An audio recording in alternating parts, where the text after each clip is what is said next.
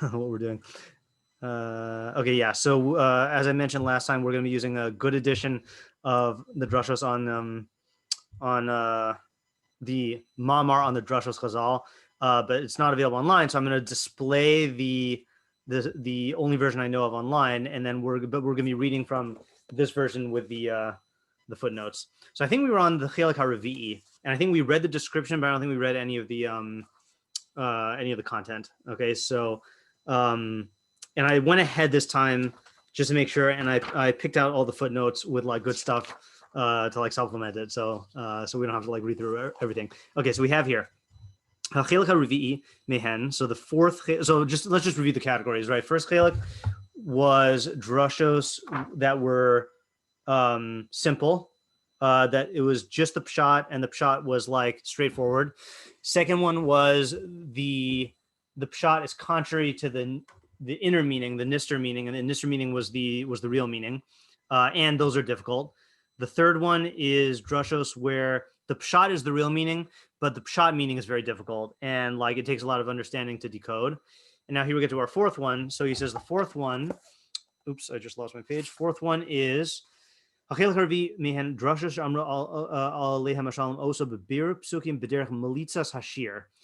I think I struggled to translate this last time, and I still don't have a good translation. Melitzas hashir is like poetically. Okay, so it's like drashos that were said by way of explanation of the psukim in a poetic manner. Okay, but he'll explain what that means, and I think it'll be clear from the examples. And then he says, "Lo mipnei ha'omro sover shekavanas zeh pasuk hi zos hadrasha." Not that the one who said the drasha, not the author of the drasha, thinks that the pasuk means what his drasha says. So he's not giving the drasha as an explanation of the pasuk. He's just giving it as using the pasuk as poetic expression for an idea. Again, he'll explain. Those are the midrashim about which Chazal say the mikra is one thing and the mikra is another thing. Okay, so hold on. Actually, did we read footnote 34 last time? Can't remember. I don't remember it. Okay, so I think we should probably read it. I think it's important. Let me see if this is the right one. Just 1 second. Blah blah blah. Yeah, I think we should. I don't actually know if it's important, but let's read it. So footnote 34.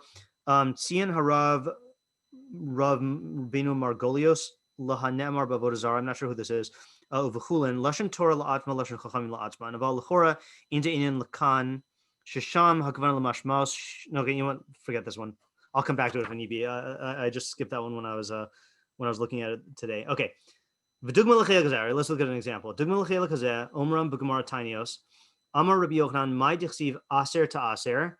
So what is the meaning of aser to aser? Aser bishvil shetis asher. Right? So what does aser to aser literally mean?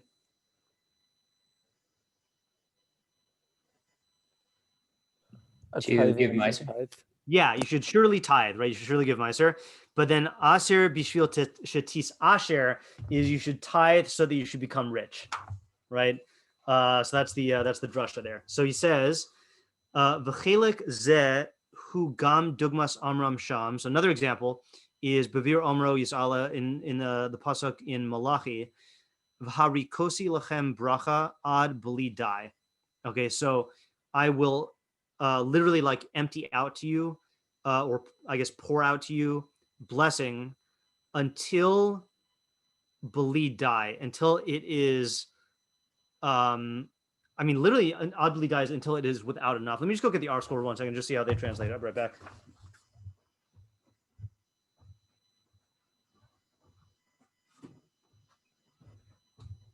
My intuition is telling me that it means until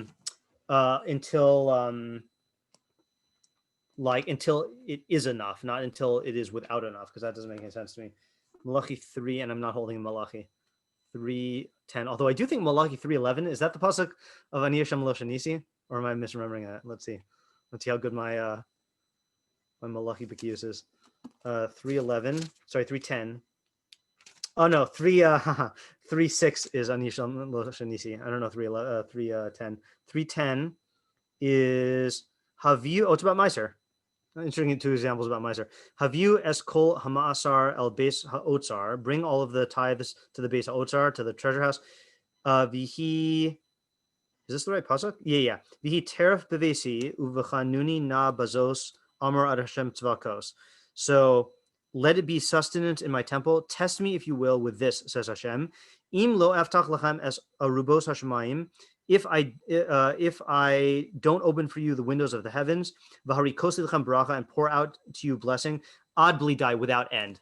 Okay, so that's the pasuk. Is basically plain shot of the pasuk is I'm going to give you like unlimited brachos. Okay, but then he says the Midrash says ad shiyivalu sifsosecha milomar die. How would you translate that? And you got to explain the pun.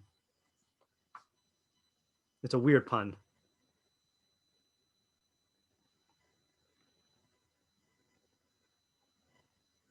You see it?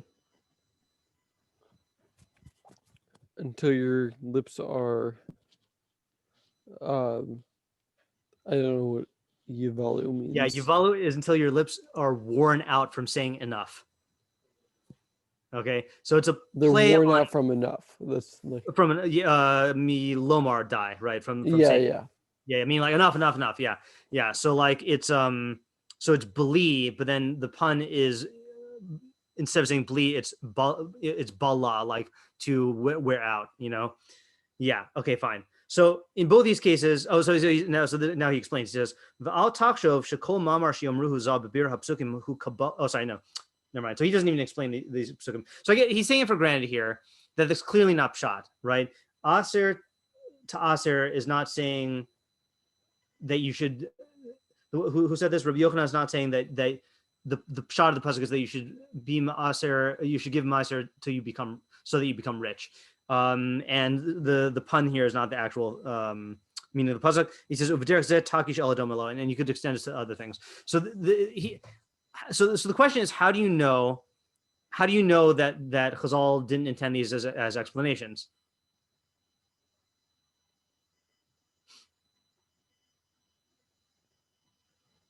Like how do you like these examples maybe are easy, but like what method you use to identify whether they actually like intended these as explanations or not?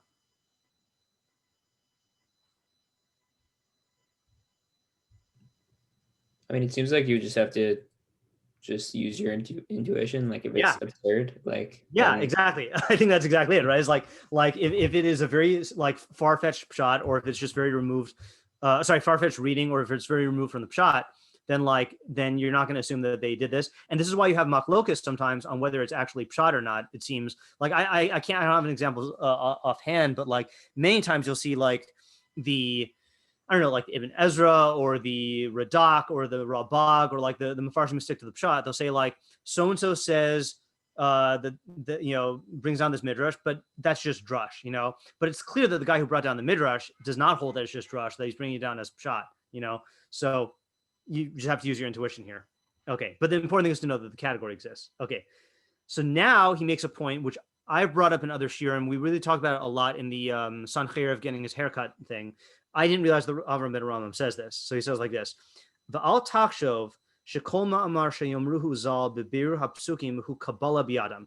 Don't think that every statement that Chazal said in the explanation of the psukim is a tradition that they received, or a tradition in their hand. Kamo shechoshim hamon ha'am. So it's not just that he disagrees with this. He says this is like what the masses think. Like the Hamonam thinks, that they don't have a precise knowledge. And they say, that they say that just like the foundations of the halacha and the received teachings are a tradition, so too all of their teachings are tradition. Actually, let's read the footnotes here. Okay, all right. Footnotes are interesting here because they bring stuff that I was not aware of here. Okay, so check out. I guess first footnote is Lamed Zion. Okay, again, apologies to people who are looking at the video because we don't got that there. Alpi Mahaduras Rav Meiselman. Okay, fine. So that's based on the Rav Meiselman. B'makor Walroyus. I don't know what that is. V'nidvas Kabilos. Okay, fine. Oh, sorry. This is the wrong footnote. I did not highlight that one. I thought this was part footnote Lamaches. Lamaches is the one I wanted. Okay. So he says like this. So listen to what the Rambam wrote in this. Okay. So you could divide, Rambam loves dividing people into categories. Okay, especially about drashos. So he says, you could divide people into two categories regarding drashos. Yidman, this is not the same two categories as chelik. One chelik yidame imagines, shehim amrum al tzad beur inyan hapasuk hahu, that Chazal said these Midrashim as explanations of the pasuk. V'achil kasheni, in the second group, yivaze osam. I guess maybe it is the same. Maybe it is the same as the two groups in the chelik, but he's going to talk about a different nafkamina here. They mock them v'yachashvim l'schok, and they think that they're like laughable. Achar shehu mavur niglash ein ze inyan pasuk, because it's clear that this is not the meaning of the pasuk. This is the part I like, though, that I never seen before, or I if I did, I don't remember this. So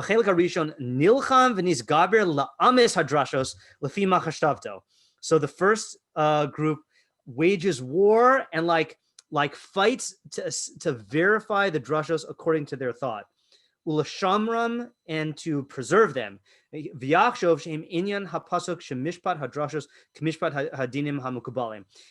to think that the Shemishpat drashos, I think here mishpat would be like the dictates of the drashos, or the teachings of the drashos are like the dictates of the laws that are received.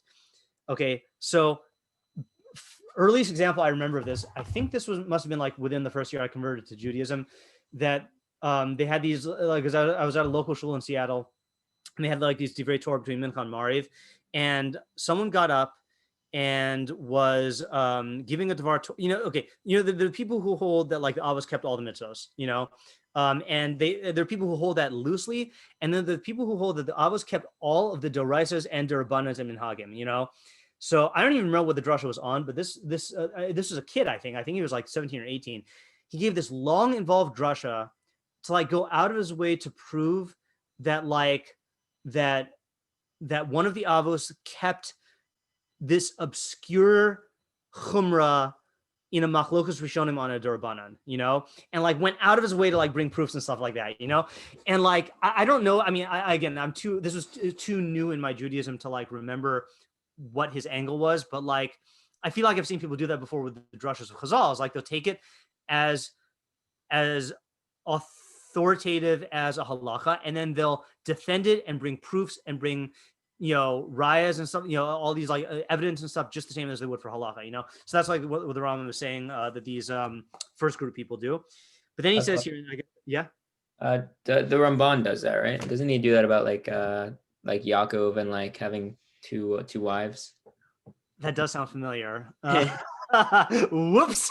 No, I don't know. But I also don't know. First of all, I haven't looked at that in a very long time, but number one, it's possible to argue that in the realm of either mishpatim or of chukim with reasons that the Ramban held could be intuited, that it would make sense to try to prove that the Avos kept those mitzvos, even if they weren't commanded, but not because like they knew all of Shas through Ruach HaKodesh, like in the same way as like, with Yehuda and Tamar and Yibum, there was some sort of like proto form of Yibum, and like you might find Mefarshim like using halachas of Yibum to try to like explain the actions of Yehuda and Tamar, and it doesn't necessarily mean that they held that like they knew Mesachas Yevamos, like it's just that they had a moral obligation of Yibum, which was like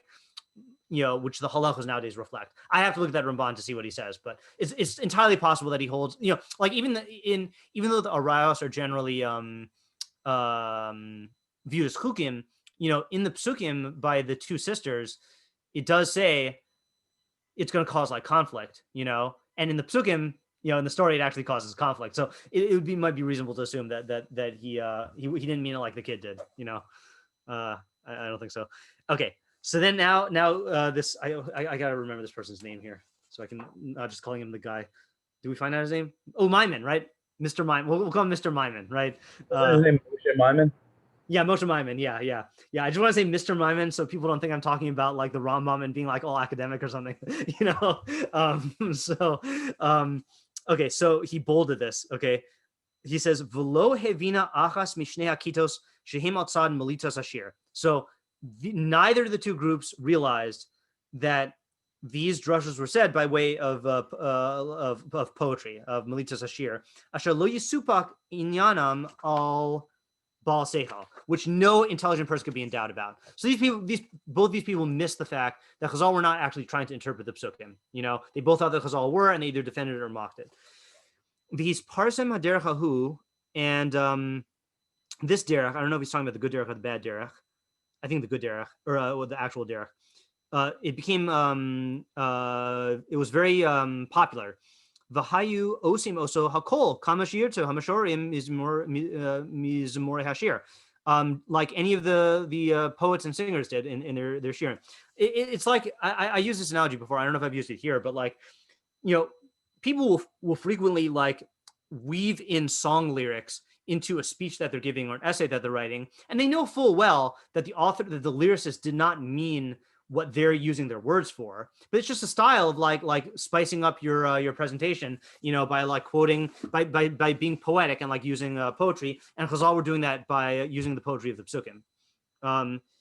Amru Chazal Tani Bar Kapara. Oh, here's my favorite example, right? So Bar Kapara says, there should be a peg for you on your weaponry. Al tikri azenecha ella oznecha. Don't read on your weapons, ella rather oznecha, your ear. There should be a peg on your ear. This teaches a person that if he hears something despicable, you should put his fingers in his ear. I would be astounded if this Tana were one of the fools. Kain Yaakshov, if he thought like one of the fools. In explaining this pasuk, and that he thought that this was the mitzvah. And that the finger is the peg and the on your weapons is your ears. I don't think that anyone whose intellect is intact could think this. We got to get a baseball cap that says Misha Seichel Shalim, you know, to you know, advertise there. But it's a nice poetic gesture.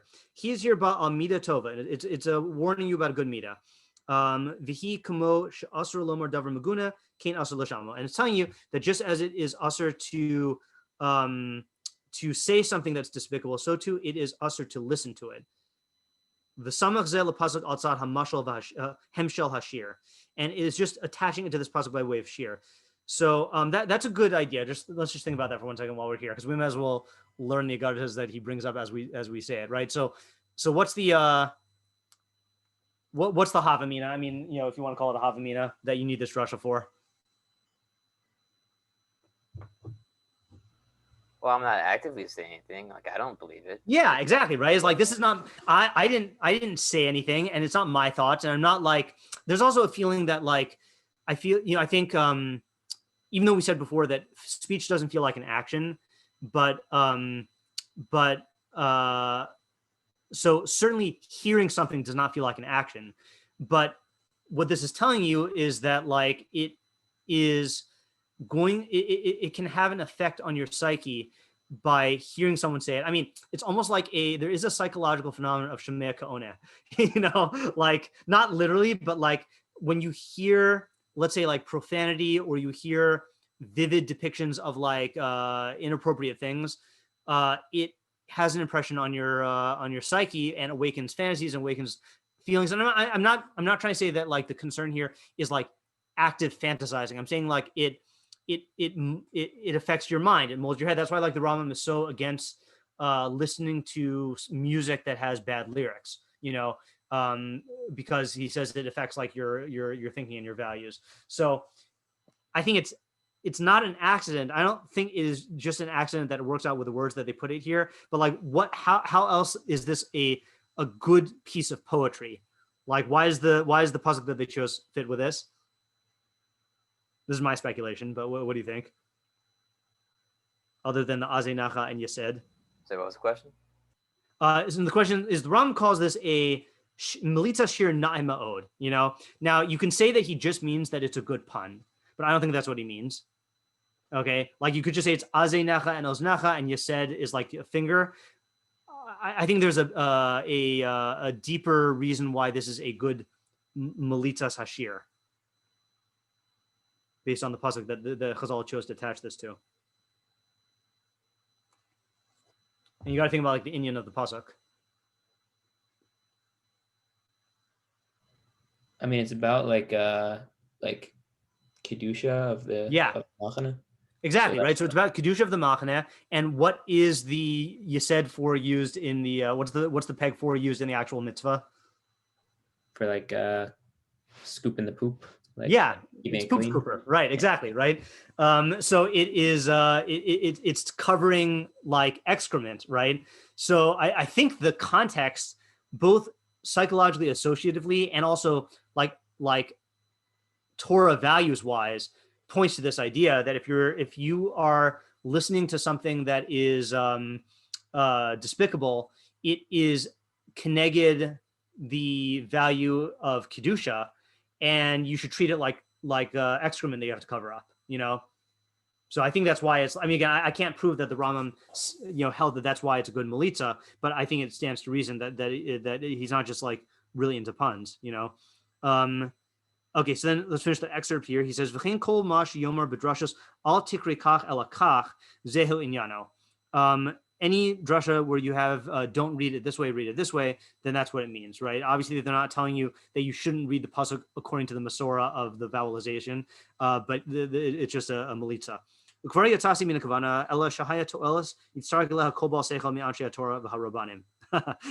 Rabbanim, right? He says that I already left my subject, but this is a great benefit that's necessary for any intelligent person of the followers of Torah and the Rabbanim, you know.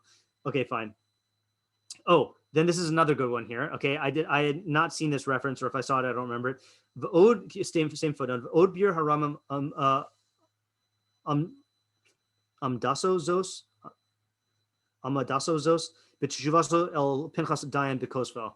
Okay, so this is in the letter to Pinchas Dayan. Those who are in the Rambam B'kiyushir will remember Pinchas Dayan is the one who he got really upset at for like misunderstanding what he was doing in the Mishnah Torah. So he says here, Kol osan hadvarim divrei haggadah hein v'ein makshin b'haggadah.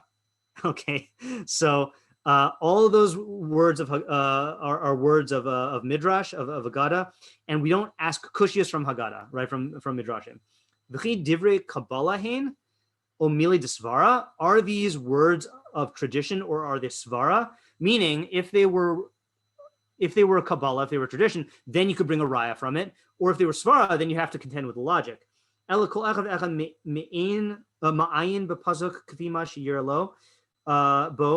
Each and every one analyzed the pasuk according to what occurred to him, what he saw in it. And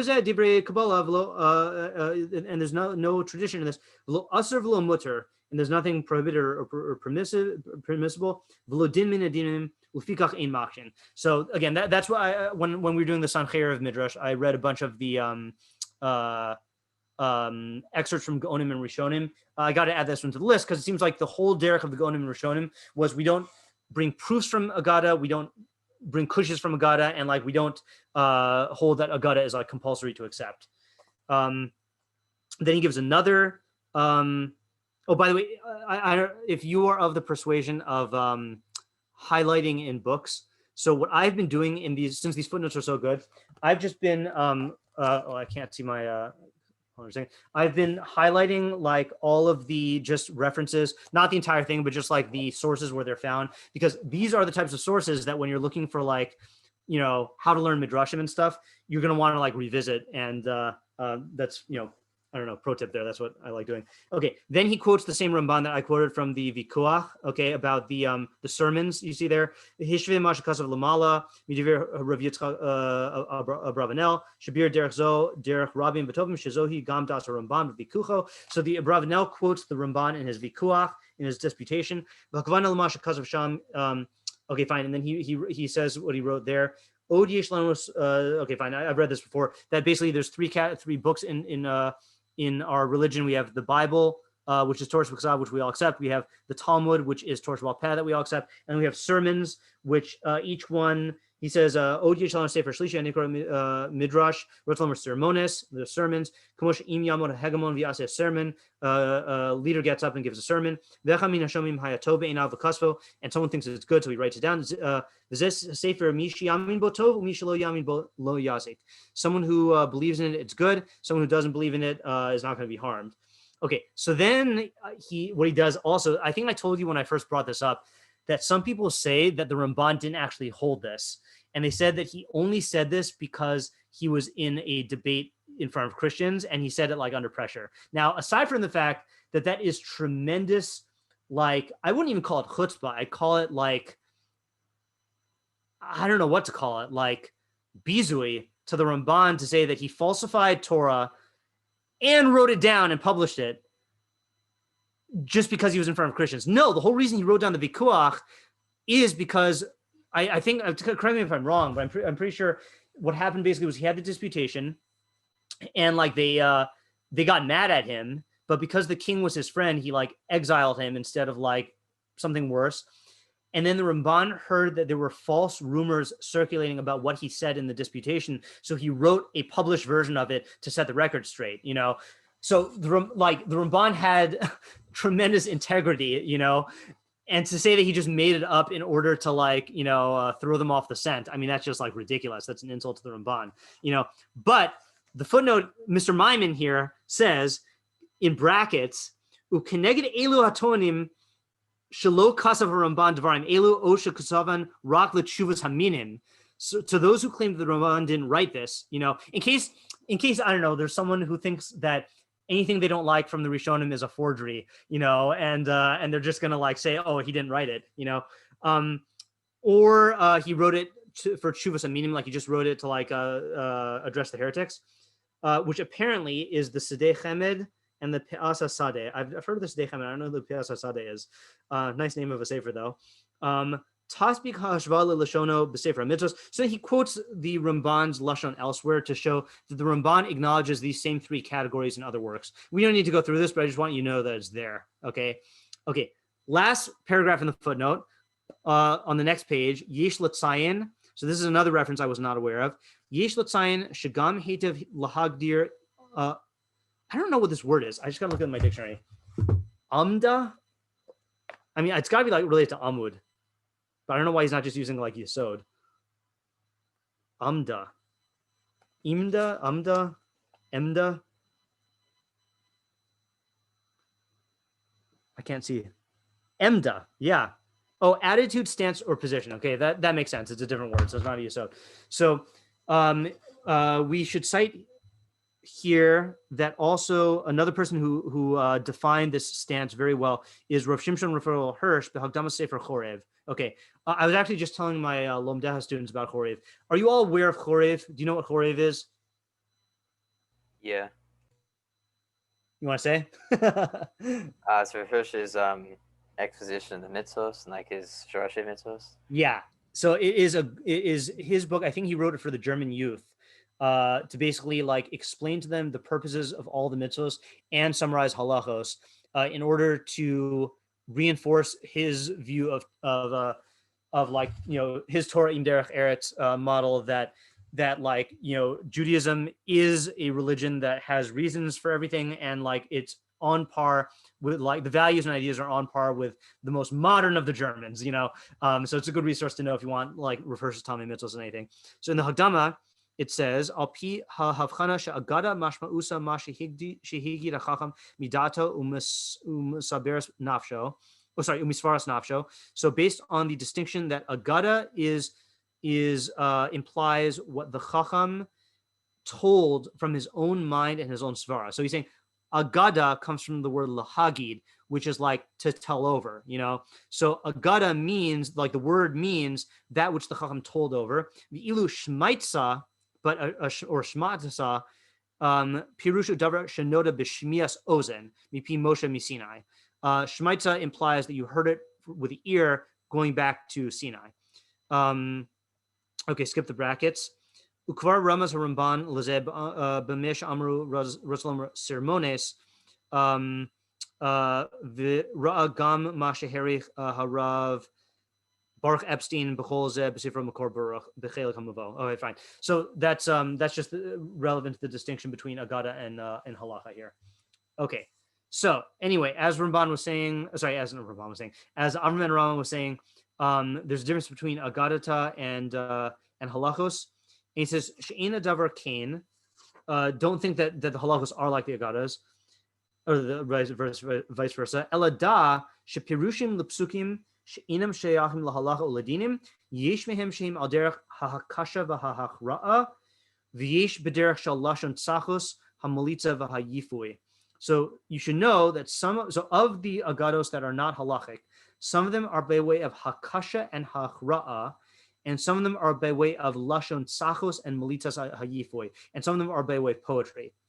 Okay, umisin al hama'amar ma she'efshar lahasi alav derech hachsharus hahavana kamelitas hapiyutios. Okay, this is difficult for me to translate, but they will make the statement, meaning the pasuk, they will make it bear the burden of whatever it can tolerate by way of hachsharas hahavana kimlitzus hapiyutios, of like, I'd say like the methodology of the poets. Okay, that's like my loose translation of that. So, okay, so he's saying here that basically, okay, the way to look at it is like there's two things, right? There's halacha. And then if we want to be strict here, there's okay, I'm just trying to think how to divide the first category. Let's just go, there's halacha and agada, and then within agada, there's things that are der hahakasha v'hachra'a, and then there are things that are melitza and poetry. So the question is like, what do you think he means by that distinction there of al der hahakasha v'hachra'a, and then melitza and yifui? Any clue? Because he didn't explain himself there.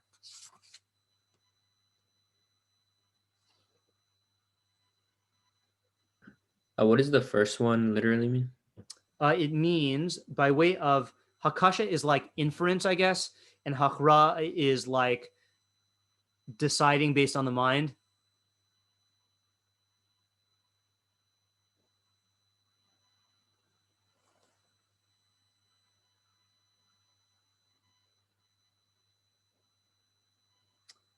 Yeah. Okay. So let's look at footnote 40 because he explains. Okay. Footnote 40, he says, Benidfas in the published editions, Lafi Hachra'as Hadas. So it says there, according to the weighing of the mind. Ukeinze b'ha'atakas harav vidal hatzarfati hakras ha'seichel v'tachin nami shurat salam hakras ha'psukim. Okay, ke'ein shekasav harambam in Hilchos Malachim. So let's actually look up the Rambam in Hilchos Malachim. Yud Beis. This is a good Rambam to know. Okay, let's see here. I smelled smoke suddenly. I always get nervous during Hanukkah when I smell smoke, even though it's clearly just the candles burning out. But you never know.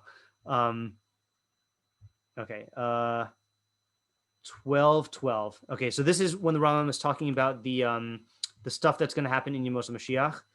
So he says, actually, I think it's actually good to read all of these because we're going to get a good Midrash methodology here also. So al yale al lev shi b'yemos Mashiach yivalta davar min hagel olam. Don't think that at the time of Mashiach anything in nature will change. O yesham chidush b'ma'aseh b'reishis, or that there will be something new in nature. Ella olam kamin hagel holech. World's going to go on as normal. V'zeh shenemar b'Yeshaya v'gar ze'ev im keves v'namer im gdi yerbatz. In Yeshayahu, when it says that the wolf will lie with the sheep, and the leopard with the goat will crouch. Mashal v'chida, that's all an allegory and a riddle. Inyan hadavar, the meaning of the matter is shiu Yisrael yoshin levetach im rishe ha'olam hamoshlim b'ze'ev v'namer. Means that Israel will dwell securely with the wicked of the world, who are compared to Zev and Namer. I never noticed that before. What's weird about that, by the way? They'll dwell securely with the wicked of the world. We're not comfortable with the wicked of the world, like, but even if they're not trying to destroy us. Yeah, that's true. I mean, but then you could just say though that that's like the security, you know. I'm wondering why there are going to be wicked of the world in Yemos Mashiach. You know, like aren't they either all going to like be punished or they'll turn to the good side? Like I wasn't under the impression that they're going to be Rishei Ha'olam. I don't know what that means. Shneimar Ze'ev Arevos Yeshodim Namir Shohi Al Areim. Yeah. Just on that point, I think he's probably gonna get to it in a second, but about like Ein Bin like Yemos Mashiach, whatever, like Yeah. Olam Haba and Olam Hazeh, Right. Shubid Machlius Bavad. So that seems like there will be like Rishaim, if that's the only thing that's gonna be different. Right. So yes and no, because on the one hand, people could be Rishaim, but on the other hand, he makes a big deal about how the entire world will be filled with Yedias Hashem, and that will cause, and the only reason why people do evil is because of their of lack of knowledge. And when the world has an influx of Yedias Hashem, then that'll change. In fact, I was thinking about doing that in Rambam B'Kiyos tomorrow. So in the Mor Nevuchim, because I think it's a good thing to do at Hanukkah time. So more on that tomorrow. But that, in other words, that's not a change in the laws of nature. That's a result of the knowledge that will come. But he says right after, he said next sentence, V'yachzru kulam ladas emes.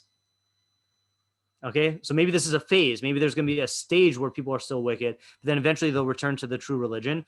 V'lo yigzolu v'lo yashchisu. They won't steal or destroy. Ela yochlu davar hamuter benachas ki Yisrael. They'll eat what's mutter pleasantly, like the Jews. Remember of Aryeh kabakar yochel teven.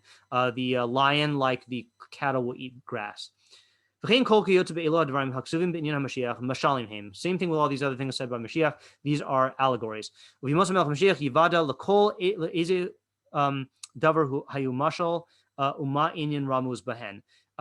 Mashiach, it will become known to everyone what was a mashal and what was alluded to there. The Chachamim said there's no difference between this world and the time of Mashiach, except for the subjugation of the kingship alone. All right, here now this is the important part. These next 2, 3.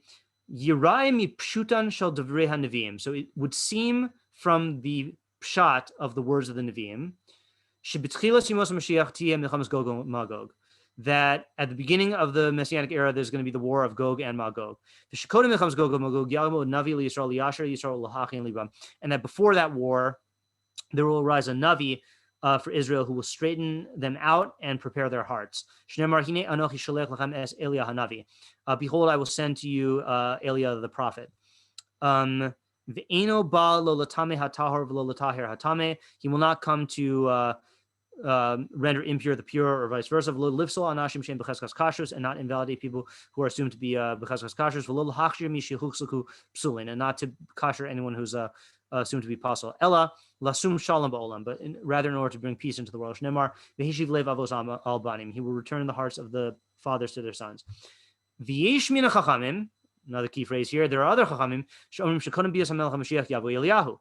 that that before the Melech HaMashiach comes, then Eliyahu will come.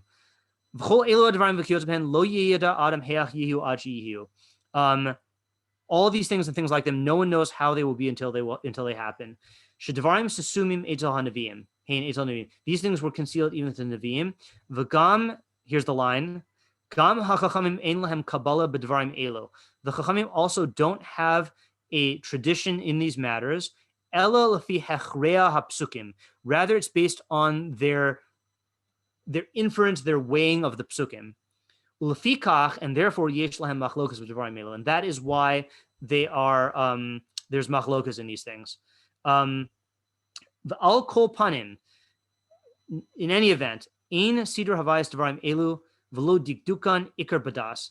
The order of the coming about of these things and their particulars are none of them are a fundamental in the religion. Okay, then he says one more phrase. So that's what he. Oh, we'll go back in a second. Olam lo yis'asek adam b'divrei hagados. Person should never involve himself in the matters of hagados. I don't think he means in general. I think he means like on the most Mashiach. V'lo yarech b'divrei midrashos amurim b'inyanim elu v'kiyot ben. And a person should not go on at length in matters of these midrashos that are said in these things.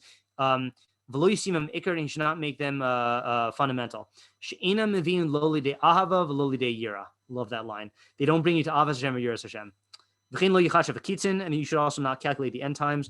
Amr Chachamim tafuach da'atan shel machash v'kitzin. Chachamim said that the people who calculate the end times, their heads should explode.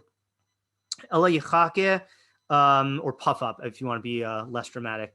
V'yamin bichlal hadavar kamosh b'yamin. You should just yearn for and believe in the main thing. So what Mr. Maimon is saying about Moshe ben Maimon is that this is a category of Midrashim where they're not saying these things like all these Eliyahu stuff and Milchamas Gog and Magog. That's not poetic, and that's not a pun, and that's not like a like, you know, using the words just to like spice up your ideas. That's basically theorizing. Maybe that's a better way to say it. That's theorizing based on the psukim. So that's a different genre of midrash than the Melitzas Hashir, even though Avraham and Ramam is including it in the same category, because it's things that are said that look like commentaries on the psukim, like biurim, but they're not received biurim. They're like attempts to explain it, or they're like just by Melitzas Hashir. I guess he's not putting it in the same category, but he's addressing it in the same category because this category is differentiating those like attempted explanations and saying that those are different than like the Melitzas Hashir things. A question? Yeah. Since in this case they're actually trying to explain Pesukim, why is this not part of one of the earlier categories? Yeah, that's a good question. I mean, it would seem to be that it is one of the first three, right? For example, a midrash that says that Eliyahu is coming before before Mashiach, that would be category one.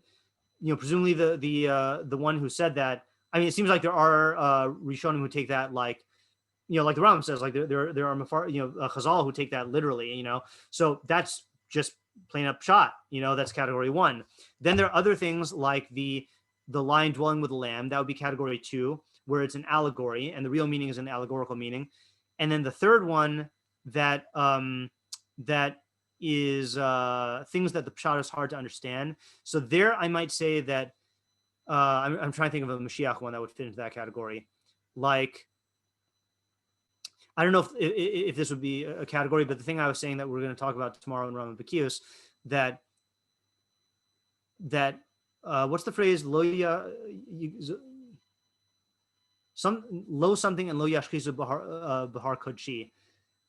Like that they won't do violence on my holy mountain, that it means the pshat, but understanding how the events of Yemos Mashiach are going to lead to a cessation of violence is something that not everyone understands. Like understanding how all violence stems from ignorance and how the influx of Yedias Hashem at Yemos Mashiach will lead to people changing their entire Yetzer Hara will change. You know, that's, I will remove the stone heart from your flesh. That even though Rambam doesn't hold that God will actually like reprogram the human psyche will change as a result of the influx of knowledge. That's something that's like hard for people to understand. So I guess it could be in those first three categories, is my answer. So why does he bring it up here? Because here, well, the footnote is bringing up the category of al derech ha'hakasha v'ha'hachra'a to differentiate it from the Melitza approach, because both of them are presented in the same style. And then the footnote was referring to us to here, you know? Yeah. Look though, still look in footnote 40 though, because I want to show you it in context, but he quotes it though. He says, where he quotes the Rambam in Hilchos Melachim 12:12. Gam chachamim ein lahem kabbalah b'dvarim elu lefi hachrei hapsukim lefi kal yesh ben machlokas b'dvarim elu. B'chol ofen kavanaso b'zeh sheyesh ben hapirushim afilu rov mehem pirushim shenemru b'li kabbalah. So there are among these explanations, or even the majority of them, that are explanations that were said without a tradition. Rak amru ma shenir lahem al pi shikol hadas k'mavur b'pshat hakasav. Rather, they just arrived at it based on their own intuition, based on the pshat of the pasuk. Mikevin shekain, and since that's the case, Al tispale imish shnemru rak al tzad melita kishiborer she'eno pshat hakasav. So that's like what Zev was saying, that that don't be surprised if you find some of them that are just said in a poetic way when it is clear that it's not the pshat of the pasuk. Ela shehem misim b'lashon hakasav. They just utilize or like use the lashon of the pasuk as a transport or as like a platform, kasher yuchol says, and have it bear whatever it can bear. Yeah. In the brackets here, he says that the Rambam, this is the approach of the Rambam, but not Rabbi Maimon, not the Rambam's father, who seems to acknowledge that these things are Kabbalah. Interesting. Okay, so that takes care of that. Okay, next paragraph, or are we good here? Okay. So then he says, "V'da" on page Nun Ches, "V'da ki ani lo estapik b'mamar divrei Rabbi Yoshua b'pirush vayishma Yisro ma shmua shama uba milchamas amalek shama uba." Right. So I think this is a fairly well-known midrash, right? That when it says vayishma Yisro, what did he hear? So one sheet is that he heard about Amalek. Another one is that he heard about Sinai, and another one is that he heard about Kriyas Yamsuf. Okay. So the question is, what about that category? Or what about that? Okay. Is that a poetic drasha or is that a theory drasha? What would you say? Or is that a Kabbalah? Or is that like a tradition? Theory? Yeah, it seems like a theory, right? So let's see what he says. He says, without a doubt, ki amar ze al yidei hekesh hakasha v'hachra, right? So that's definitely a theory and inference, not something he received. Now, what's his proof? Because it's certainly plausible that's what Yisro heard, right? Especially Kriyas Yamsuf, right? I mean, news could get around, and like, you know, biggest empire gets destroyed by plagues and Kriyas Yamsuf. Oh, I was going to look this up before shiur, but I forgot. You know, anyone know what nimuk is? I know like there's a nimuke Yosef. I think it's some sort of analytical term, namak. I don't even know if it's... I've heard before. Reason? Yeah. Okay, so let's see what Mr. Green Dictionary says. Namak. But I wouldn't be I do think it's a theory. Yeah. But I wouldn't be like it wouldn't be like crazily absurd if it was like a allegory, like a poetic thing.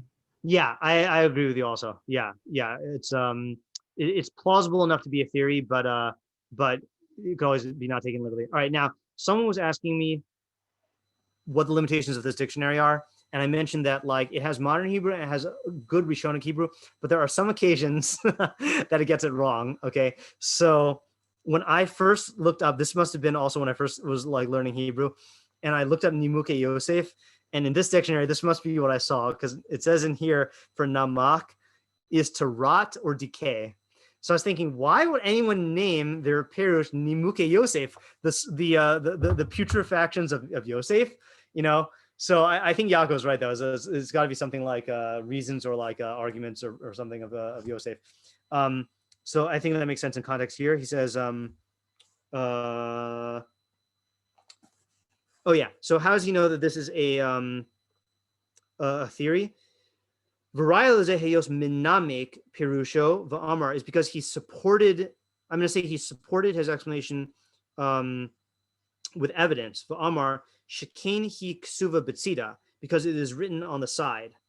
Okay, meaning that the evidence is written, there's a juxtaposition of Vayishma Yisro and these, I forgot which of the three events.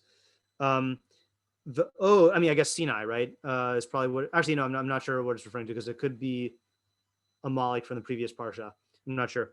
V'od Raya Acheres, another proof, Svaros Zulaso, he'll explain in a second. Svaros Zulaso mina Chachamim Zal, Hasovrim Zulas Hasvar Hazos. So another proof is the fact that other Chachamim held differently than this. V'im Haisa Hadavar Kabbalah Masora, Ein Machlokas Shayachas Bo. And if this was the Masorah, so then there couldn't be a machlokas, right? And how do we know? Okay, where is Avraham ben Aram getting it from that if there's a machlokas, then it can't be Masorah?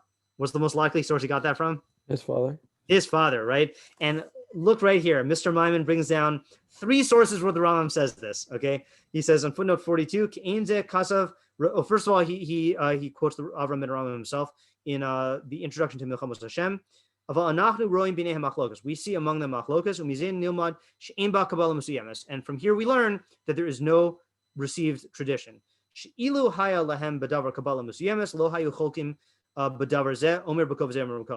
if they received the matter as a tradition, there would not be a machlokas. This shita is rooted in the words of the Rambam in Hilchos Mamrim. Aleph Gimel. Divrei Kabbalah ein b'hem machlokas la'olam. There's no machlokas in matters of tradition. Chol davar shetim zabo machlokas b'yadua she'eno Kabbalah min Moshe Rabbeinu. Anything you find a machlokas in, you know it's not a Kabbalah from Moshe. V'shanuihu etzel b'Hilchos Malachim Yud Beis Beis. It's repeated a second time in Hilchos Malachim Yud Beis Beis, which we just read. Gam hachachamim ein lahem Kabbalah b'devarim elu. Also, the sages had no tradition in these matters. Ela lefi hachrei psukim ulefikach yesh lahem machlokas b'devarim elu. And therefore, there's machlokas.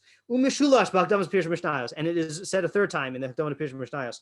Hachelek harishon pirushim mekubalim mipi Moshe v'yesh lahem remez b'kasuv. The first category of Torah Baal Peh statements is statements received from Moshe that have an allusion in the pasuk. Efshar l'hotziim b'derech svara, and you can learn them out by way of svara. V'zeh ein bo machlokas, and there's no machlokas in them. V'al kishyomer ha'echad kach kibalti ein l'davar alav. When someone says I received it as tradition, then there's no arguing about it. Yeah. Okay. Hold on just 1 second. I'm just reading this next part of the footnote here. Okay, fine. He just quotes a couple more things also. Okay. So that's his second reason, is the fact that there's a machlokas about what Yisro heard means that they did not receive it as a tradition. Going back to the Avraham ben Aram, v'hainu lefi sheRabbi Elazar Hamodai Amar Matan Torah Shama Uba v'nimek Dvara Baraya Gamhu. So Rav Elazar Modai says that no, he heard about Matan Torah, and he brings a proof to support his words. Rabbi Eliezer Omer Kriyas Yamsuf Shama Uba v'nimek Dvarav Gamkein. So Rabbi Eliezer also, he says he heard Yamsuf, and he brings a proof for his words. Okay, so those are his two arguments for why this is a theory midrash, not a received midrash, because number one, he brings a proof, and if it was a Kabbalah, you wouldn't need to bring a proof. And number two, it is there's machlokas. So that's a good like litmus test. If you see any midrash that seems to be like historical or reporting like a fact, but there's proofs or it's a machlokas, so then according to Avraham ben Aram, then that's not a tradition, which is maybe why I think we brought up an example of something that might have been a tradition. What was it? I don't even remember the context. Hold on. How Moshe Rabbeinu taught Avraham and Zakanim and oh yes, that's good. That's a good call, right? So I have not looked that up inside, but the way that Moshe gave over Torah Baal Peh, if there's no machlokas and they don't bring proofs from the psukim, so then it seems like it's a tradition, Yeah. Well, I mean, it's not necessarily, you don't necessarily know that, but but it's reported factually. It's very unlikely to say that like there's an allegory, and it fits these criteria. So that's why I'm assuming that it's a factual, And I mean, certainly the Rambam seems to hold it was factual, but I'm just trying to say why. Okay. Wait, if they bring, let's say there's no machloket, and they bring a raya, couldn't that raya be like derech poetry, and then it wouldn't actually be, because there is such thing as an asmachta, right? And you could bring an asmachta that is for something that is a tradition. You're just giving asmachta. That's what makes this so difficult, right? Is like there's no there's no system that we know of to determine it, and like the only way is intuition, and like we don't have intuition, So yeah, you're right though. Good point. Okay, then he goes on. Avraham ben Aram says, "V'chein ein safek shedivrei haomer bebir hakasuv daber el bnei Yisrael vayisau." So this is by Kriyas Yamsuf. Speak to bnei Yisrael and they will travel. Hisia davar miliban. I tried looking this up before shiur. I don't know how to translate it. They they remove the matter from their minds, I think. Shazeh al derech tzachos u'melita, lo al derech bir. This is by way of poetry and not by way of explanation. Ulefamim mevim chachamim zal drashos mizeh hachelik bli heyoson bir pasuk. Sometimes the chachamim will bring drashos from this category, not as a bir of a pasuk. Ella, oh, this is another one. Ella omdos bifnei atman, but standalone statements. Kagon omram b'gemara Rosh Hashanah, like it says in Gemara Rosh Hashanah. Vayishma haknani melech arad v'chulei. So I mean, this is a pasuk, so I don't know what he's saying. The Knani, the king of Arad, heard. Tana hu Knaan hu Sichon hu Arad. So Knaan is Sichon who is Arad. Sichon shedome l'siach b'midbar. Knaan al shem malchuso. Uma shemo Arad shemo. So Sichon, because he's compared to a growth in the midbar. Knaan, based on the name of his kingdom. And what is his name? Arad is his name. Okay. So I don't know exactly what this is, but he says here, I highlighted this footnote here. Oh, I didn't finish reading this footnote, so I don't know if it's relevant. Let's just read the first part of this footnote, Mem Daled. Pashut be'enei Rabbeinu shedrashos me'ein zo enam ela derech tachas u'melisha. So it's clear to the Avraham and Ramam that drashos in this way are just poetic. Kvartzin harav Rabbeinu Margolios Divrei Maharat Chayos. I never know how to say it. Chajas, however you say his name. Chajes. Chayos. In his Mavoa Talmud. Shabir Sham Inyane Hadrashos Harabos Inyanam Zihui Adam Yadu B'Tanach Im Shemos Acheros Sham. Right. So, what examples of this do you know where it's a drasha where they say so and so is so and so?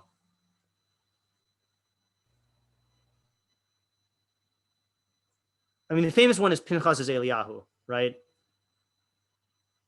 But I feel like there's other well-known ones that people say. I think like Mordechai was like someone in Ezra's court or something. Yeah, So, is that not literal?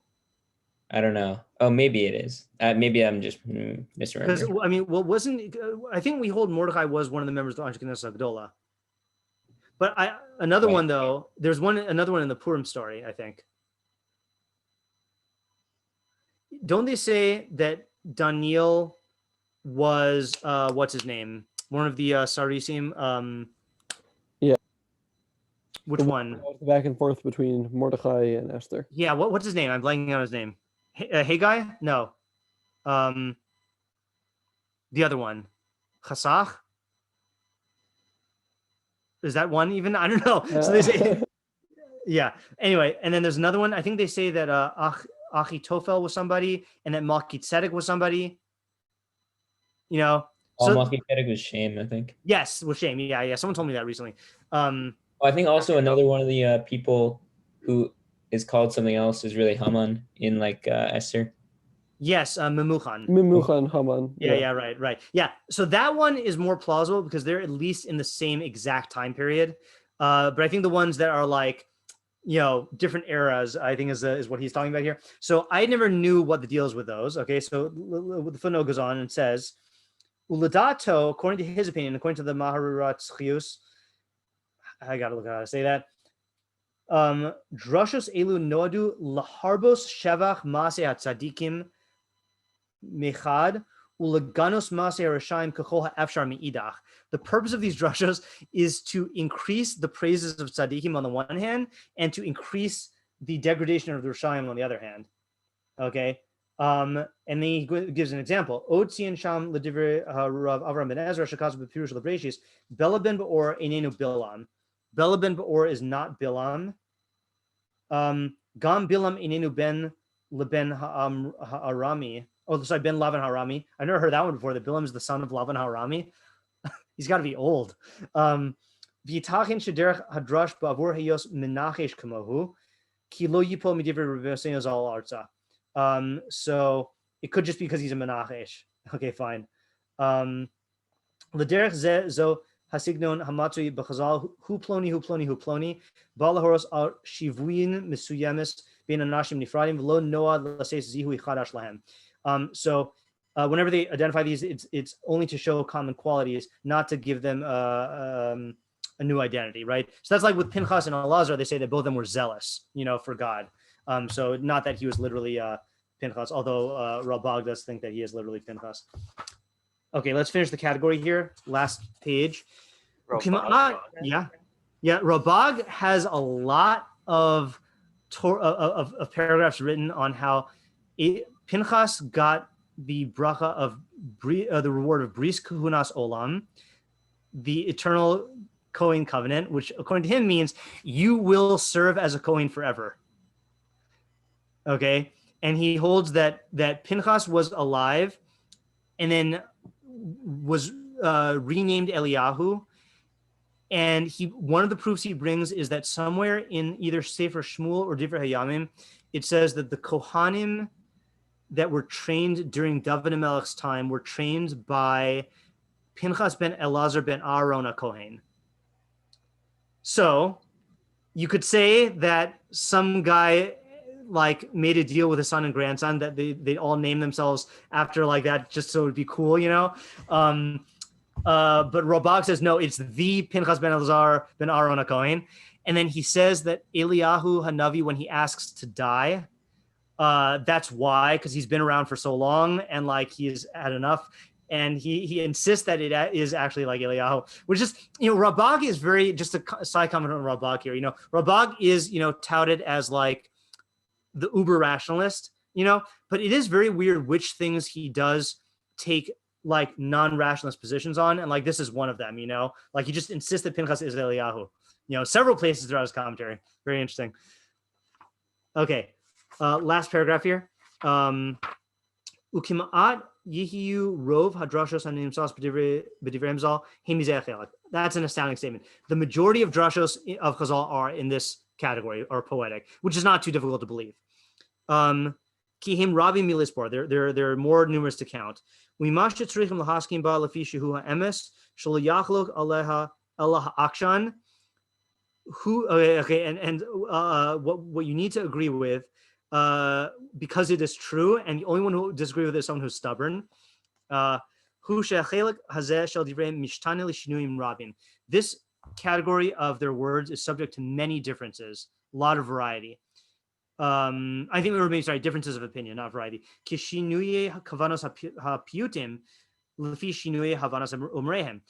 Oh, maybe he does. Maybe he means understanding. I'm not sure. The one thing we need to know, I'm not sure what he means.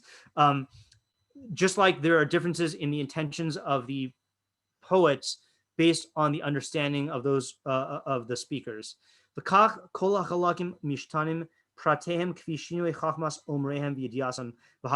So too, all of the components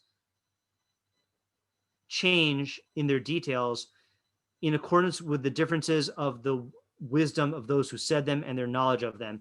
Understand this. Yeah. I don't know what he means by that. Footnote 45, which I haven't read yet, but let's just read it because it's short. Rotzono bezeh shebechin tisbar inyan hamachlokas harabos b'midrash yaksuvim. So he says this will explain the existence of lots of machlokas in these midrashim on the psukim. Hainu shehayos v'himzal dorshin haksuvim kfi hakras sicham uvtzachas militas shalahem. Since each one is darshaning the psukim based on their theories and their poetry, l'chein ein ikvius b'midrashim. What's ikvius? Heelness? That doesn't make any sense. Ikvius. Is that with a yud? Akvius? Ikvius? Let me look it up. Consistency. Bang. Okay, there you go. There's no consistency. Someone was asking about this. I don't know if it was if it was in this year or not. There's no consistency in Midrashim. Just like their minds are different, so do their Midrashim are different.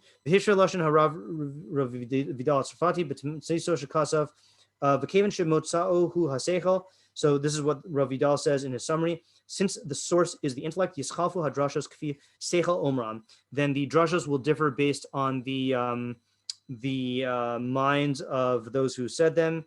Based on the minds of those who said them. And that's why you have machlokas in drashos. Okay. Question. look how short the fifth category is. Do you want to do this one tonight, or do you want to save it for next time? I'm fine either way because it's short.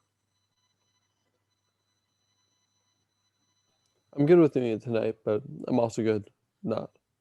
Anyone object? Nope. Okay, let's do it. Number 5, drashos shenemru beguzma of the hafraza. So these are drashos which are said by way of exaggeration and hyperbole.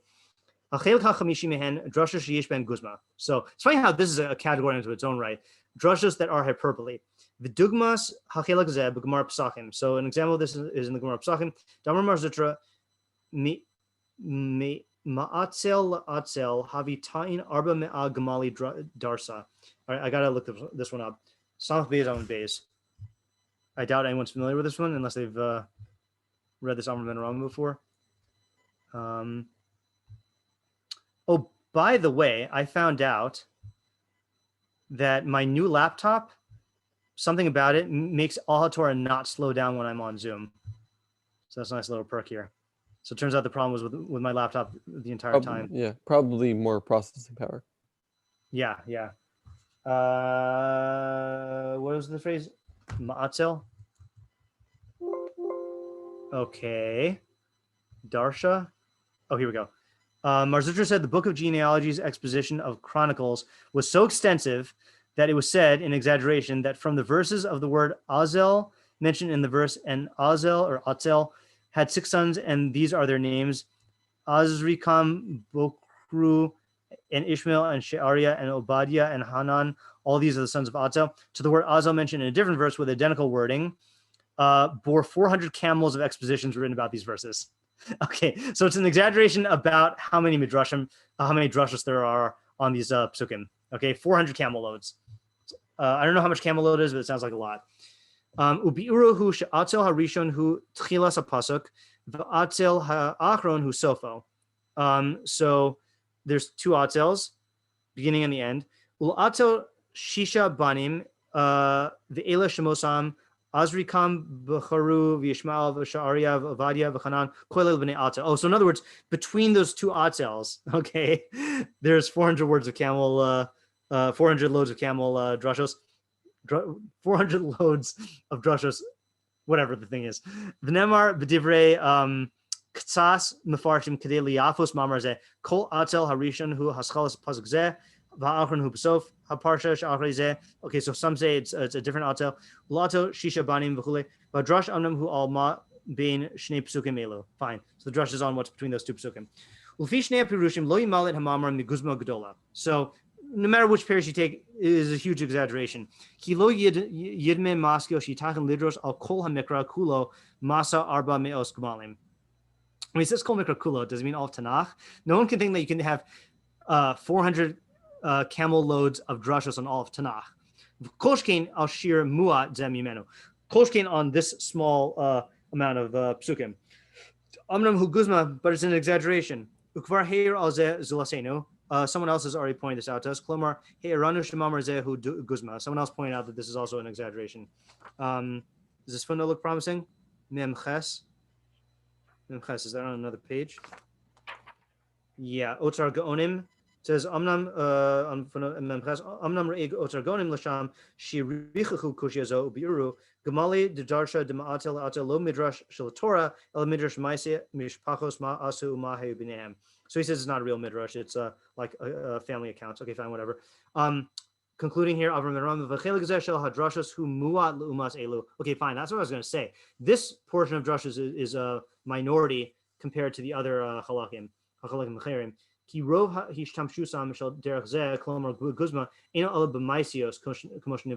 So that's mostly used in stories. So teaser for next time.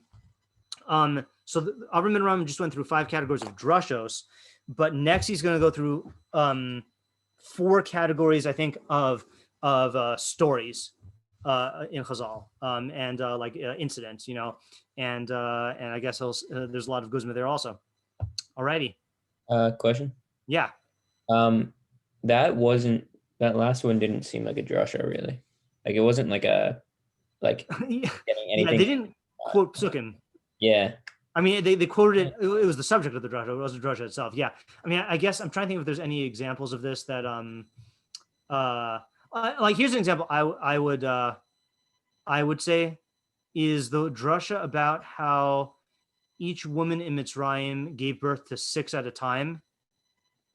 And I think they darshan the 6 descriptions of multiplicity, right? Of paru v'yishutzu v'yirbu v'yatzmun b'ma'od ma'od, or something like that, It's like, that's like an exaggeration. Like, I don't think that's factual that they gave birth to 6 in a shot.